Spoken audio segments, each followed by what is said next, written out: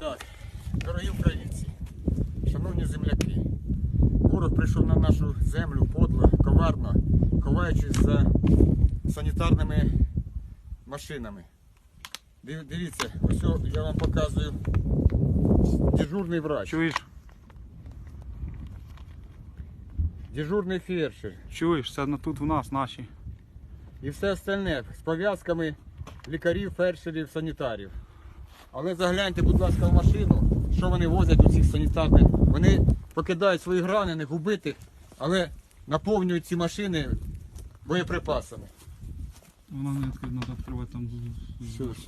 Давай. Це боєприпаси. Зараз я вам покажу, з чим вони хочуть нас накормити. Оце вони їдять, дивіться. Це вони їдять солодощі, але нас хочуть накормити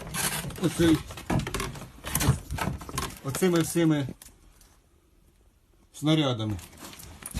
Це підло. Це називається фугасно-осколочний, уменьшений.